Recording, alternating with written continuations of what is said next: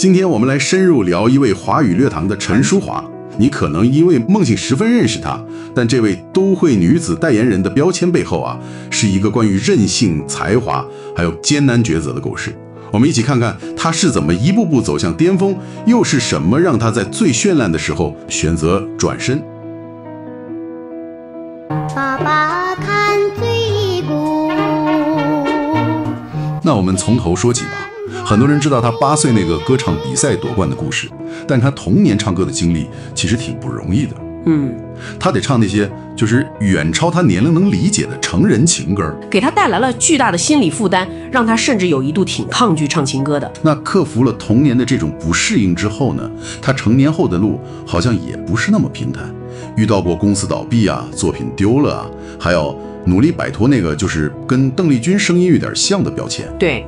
但就在这些挑战里面，他的那种韧劲儿和专业精神就开始发光了，特别是他的普通话发音，这个很多人都提过。没错，一个南方人，他通过那么刻苦的练习，把普通话练到几乎像字典般标准，这在当时是非常难得的，甚至可以说是挑战了那种语言学习关键期的说法。对，这不光是为了歌唱出来好听，更反映了他那种追求完美的性格，还有他非凡的语言财富。他后来唱英文歌也那么好。有一个娃娃，咿呀咿呀，学妈妈说话啦。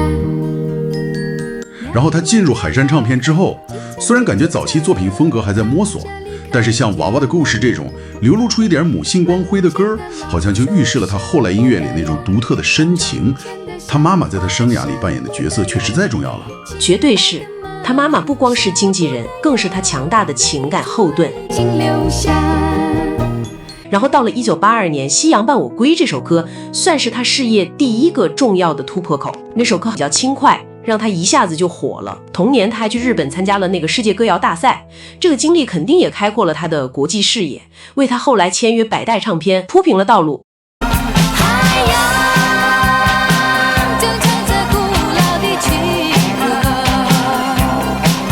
百代时期，那可以说就是他走向巨星的关键一步了。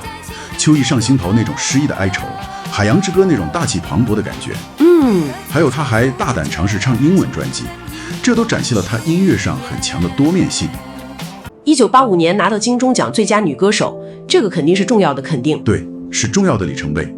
但就是事业往上走的时候吧，挑战也跟着来了。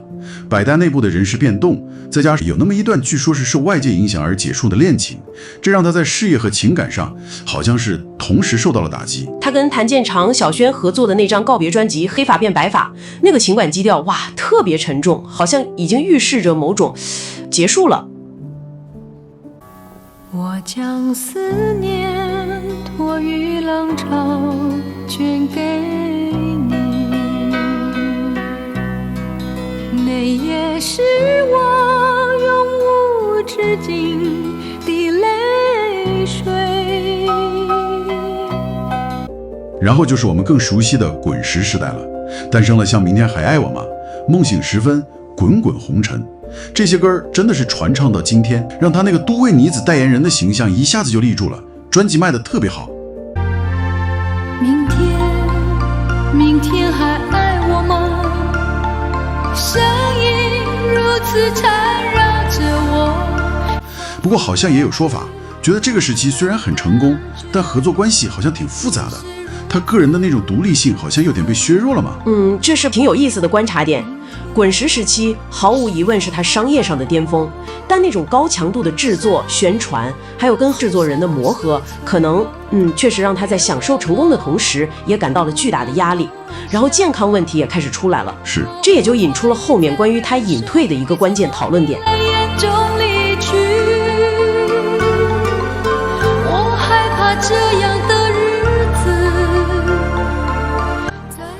很多人都觉得他是因为他妈妈1998年突然去世了，打击太大，才一下子就退出歌坛了。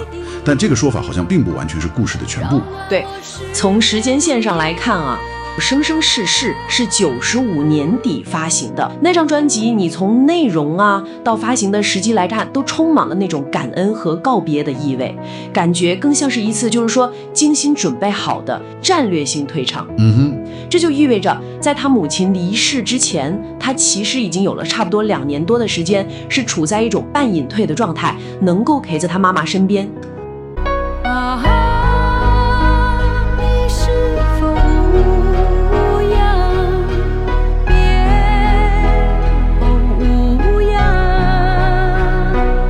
他的离开可能并不完全是因为那个突发的打击那种冲动下的决定，而是包含了长期的那深思熟虑，是对演艺圈那种复杂环境的一种回应。而且在他选择淡出之前，其实也完成了很多心愿，对吧？像发行台语专辑、舒华的台湾歌，对，没错，还参与了大陆巡演，甚至还尝试了 R&B 曲风，完全可以这么理解。他最终选择了离开，这既给了他无上荣耀，也让他可能遍体鳞伤的音乐世界。但是他留下了那些歌将近400首啊！哇，他的音乐影响力和那种情感的疗愈力，真的到今天还在温暖着无数的听众。